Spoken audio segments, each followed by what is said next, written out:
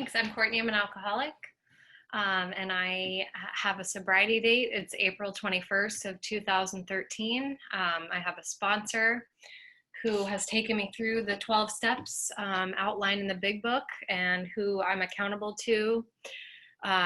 She knows what's going on in my life, and she helps me apply spiritual principles to all my problems that I create or not. And I also have a home group, which is called Midtown. We meet in Bethesda, Maryland, every Sunday on Zoom right now at 7:30. So if you want the link, I'll give it to you. But Kate, thanks so much for asking me. And it's good to see you. It's good to see all the new people and people from across the world. It's just a crazy time right now. And I'm somebody who is loving it. I love how AA just really, it was like not even a day, at least for the groups in my area where I live, to, get together and get us on Zoom. It was just like not an option to not have meetings. And it's just been really cool experience to get to know other people. I get to go to meetings with my dad these days. He lives in Austin, Texas. So we have a plan each week. And we read the big book in that meeting and just kind of go line by line and learn about what the founders were talking about when they wrote the words. And I'm learning a lot, and just, it's just been really cool. It's been a really cool experience. I'm just trying to share about the positive. Obviously it's very difficult too.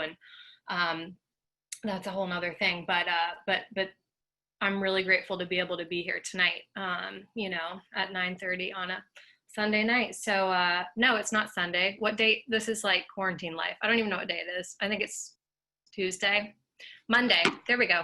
Wow. So yeah, I'm just going to share, like why I'm even here. Like AA was definitely not a place I wanted to be. It was actually my last option.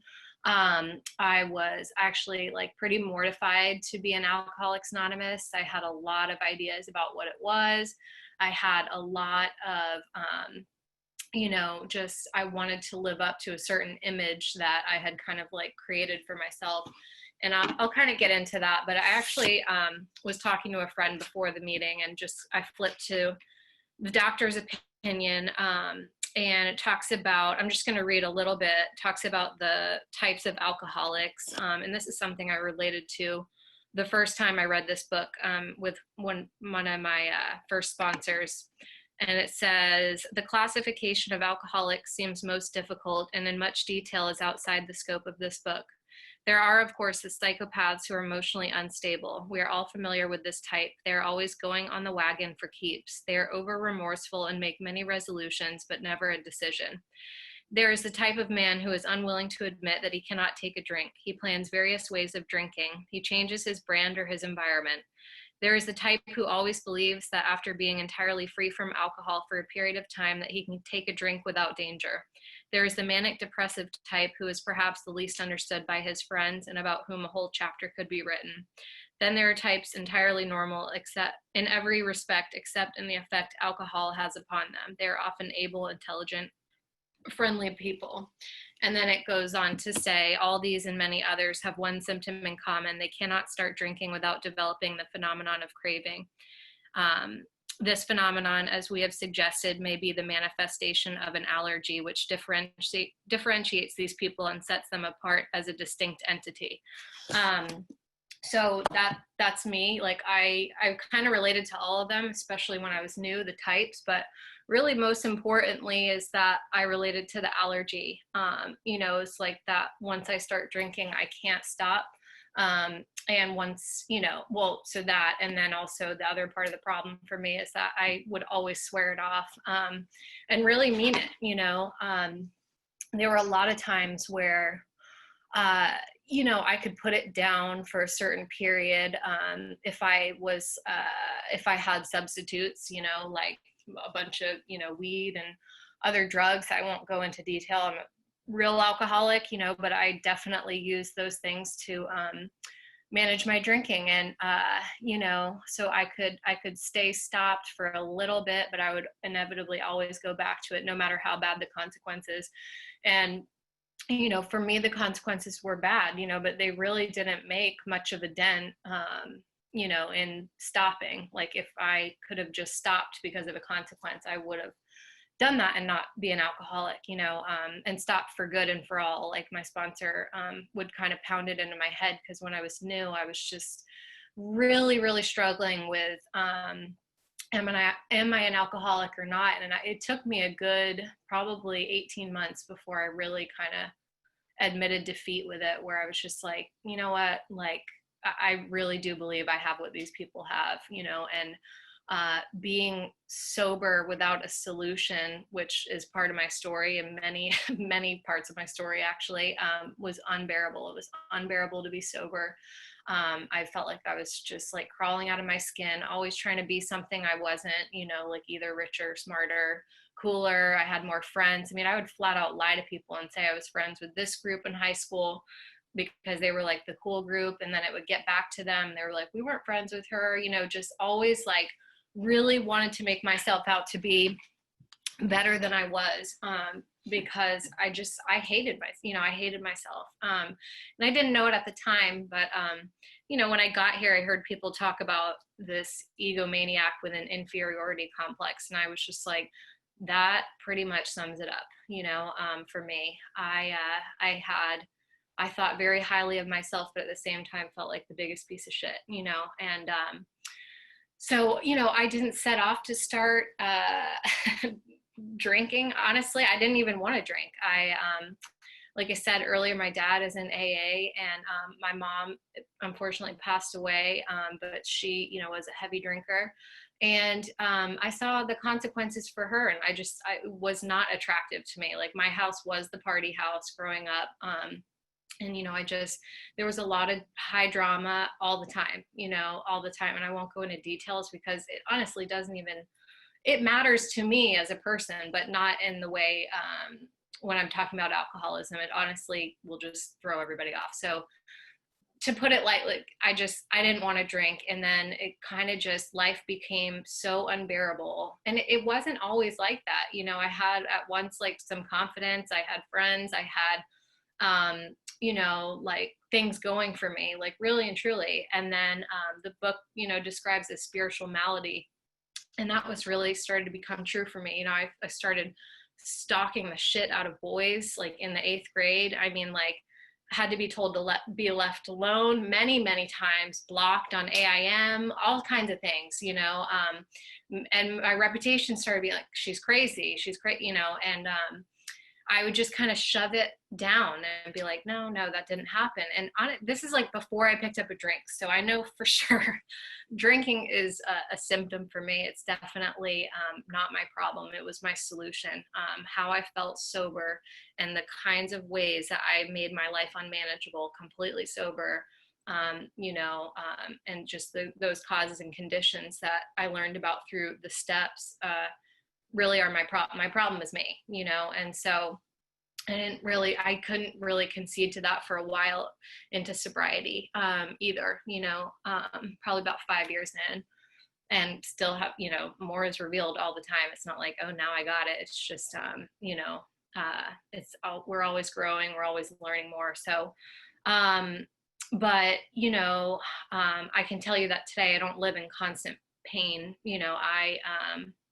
I have a peace of mind, not every second of every day, that I actually cannot believe that this is the life that I get to live. And I'm not talking about materially, I'm talking about on the inside, and the fact that I can sit here and calmly explain to you guys what I was like, and not have a nervous freaking breakdown, and be able to tell the truth. Like that was something I could not do. I was not an honest person.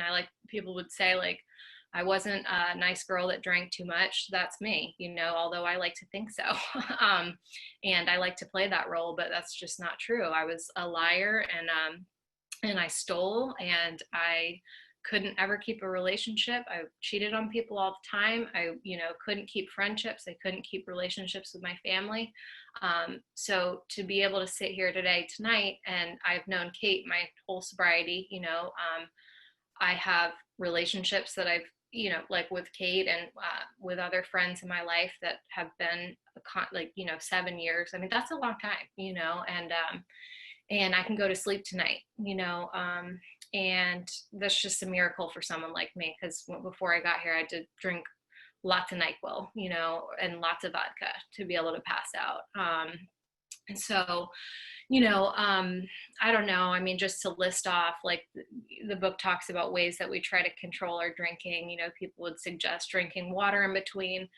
I didn't really try that, to be honest. That just never appealed to me. I was all talk, I didn't want people to be mad at me. So I was good at like, I'm so sorry, I'm so sorry I hooked up with that guy that you've been telling me for a month that you like, you know what I mean? I'm so sorry, please forgive me. Or like, I'm so sorry that I screamed my head off at you last night, and then the next day I'm like a completely different person, like that Dr. Jekyll and Mr. Hyde. I could never, ever, ever predict. In the beginning, I could, like in high school, it was easier for me to I would drink and have fun, and the consequences were pretty minimal. But as the years went on, I could not tell you what was going to happen once I started to drink, and I had every good intention. I remember even one of my girlfriends, I went to University of Alabama very briefly, didn't last long, but one of my friends came to visit from Houston, and that night I like had completely left her in a blackout. I went home with some guy. She had nowhere, she didn't have my keys, she didn't have a car, like she didn't know anybody, and I just ditched her, and that was like a normal night for me. Just no regard for other people whatsoever. All I cared about was, how am I going to feel better? And drinking is what did that, So if you were there, it was just, I didn't care, and or it didn't even really occur to me, once I started drinking, all bets were off. And I, like I said earlier, I had no control over, I would say over and over, like, I want to stay in my sorority, I'm not going to drink, I'm going to quit. I want to date this guy, I'm not going to drink. I want to do better in school, I'm not going to drink. And by the time I left that college, got kicked out of sorority, had a warrant out for my arrest, completely messed up a really nice car that my dad got me as a high school graduation present. He had me sign the contract, no smoking, no drinking and driving. And I was like, I'll sign anything. I signed anything. I didn't care, because in my mind I was like, I'll sign this, but I'm going to play by my own rules. I don't care about your rules, and that made, people did not like me, to say the least. And people were very concerned with me, and trying to figure out, I was trying to figure out what was wrong with me. I thought I must be, at one point, my stepmom kind of gave me the riot act about narcissistic, personality disorder. And if you read the traits, that I can see why she would think that, and I'd come to AA early, like 2009 probably. And like I said, I just wasn't interested. It was just kind of like, these people are lame. I will never stop drinking, and I will never be in a youth group, because I thought that's what it was. And basically, long story short, I tried everything in my power to stop drinking, and all my solutions failed me miserably, and then some, and I came crawling in here in 2013. I had moved to DC from Rhode Island after just tearing it up there, and again, wrecking relationships with people I'd been friends with since I was 5 years old. I became someone who would get violent and blackouts, and just completely be a different person the next day. And it just was more and more like, once I started, I didn't know what was going to happen, and I couldn't not drunk drive. So that was a problem, because I had warrant out for my arrest for a DUI that I was just like, I'm not going to go to the court case. It'll be fine. It'll blow over. They won't remember me. Like, that level of delusion, and wanting to live on my terms, like I said earlier. And, just leaving a trail of shit behind me everywhere I went. That's how I felt, because that was reality, and like I said, I came crawling in here in 2013, and my ways just failed. I tried everything I could think of to stay stopped, and I just started obsessing about it like you wouldn't believe. Like I just was, I mean, you guys get it, this alcoholism, it's difficult, and it really brought me to my knees. And I actually did say a prayer on my knees for the first time. And since I was probably a kid, I really wanted to believe in God. I really and truly did. But I just had so many judgments about people who believed in God. And they didn't fit my image. Like my image drove me for as long as I can remember, and it just didn't fit with that. I wanted to be, like a socialite in Georgetown and like date the wealthy guy and like be an atheist and like money will solve all my problems. Like I had no money, you know what I mean? And I had no wealthy guy and I was not a socialite. So these again are like straight up delusions, but I was like, I'm going to get there, and I just couldn't hack it out there. And I would stay up all night on other shit and see people, the sun would come up. I lived in downtown DC and I would see people walking to work from my balcony after been chain smoking a million cigarettes and just think like, how do they do that? I really don't know, because like I cannot function normally to save my life. I've tried and I just fail every time. And this person has like a dress on or a suit and they're like, don't look hungover, and they're just like going to their job. Like that baffled me, and I came to AA this time and I changed my sobriety date because I didn't drink for a period of time, but I was not sober. I'll just put it to you that way. And so I changed it and I got a 24-hour chip and I just started like the process, like I didn't come in and just surrender right away. That's some people's experience, but that definitely wasn't mine. I had a lot of fight and a lot of opinions and a lot of skepticism, to say like I am still skeptical by nature. I think everything's a scam. You can ask my fiance, like even the dentist today, I'm pretty sure they're running a scam. But so it was difficult, it's difficult to be helped when you're like that, because I just thought I was right all the time. So I would get new sponsor, they would say one thing and I'd be like, that sounds really weird, so we're done here. And I would get somebody else and same thing, because the problem's me, right? And eventually I got to a place sober, like where I just gave up. Like, it was just like, what am I doing in a 12-step program? I'm not doing the 12 steps. Like, this is a loser. Like, I'm a loser, just living off the fellowship and really not, trying to recover, and really get into the book, which is what people were talking about, where I wanted what they had, they had freedom. I certainly didn't. So it was like, it just became clear to me that I needed to follow someone else's direction or however they were living. And that's what I did, and I continue to do that. And I won't get into the details, but I'll just say, if you're new, sponsorship is just, I wouldn't be able to do it. I since got a different sponsor today, and that's always okay, to switch. I'm, whatever works for you. I'm not knocking that at all. My situation was weird, but, when I was new, just sponsor hopping like that to avoid the steps and avoid growth. But, I work with someone today and, we went through the book again when I had 5 years, and it's just, I can't even explain to you. I have a power greater than myself that I know hears me and cares for me and enables me to do things like this, where I was someone like in school who would shake, like I would be so neurotic about even playing the recorder. I was telling someone the other day, like I'd have to put the music tray all the way up because my hands would shake so bad because I was so nervous. And which is so funny because I loved like acting and all that kind of stuff, but I don't know, just something about being, this vulnerable. I don't like it, but I do it because this is what people do and did for me, like women and men would share their experience with alcoholism and drinking and living sober too, and I still need that today. So I try to say yes, and when I'm asked to do service and, just try to give back what this program has freely given me.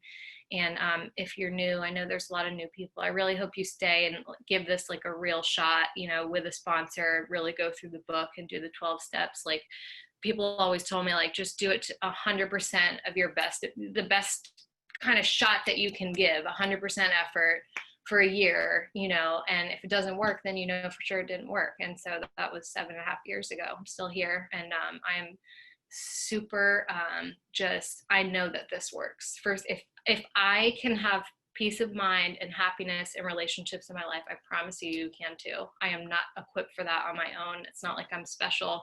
I just did what was asked of me here and continue to do that. And I hope that I continue to have that attitude and, you know, just willingness, you know, that's really all that it takes. So thank you again, Kate, for asking me to speak, and I'm going to just leave it there.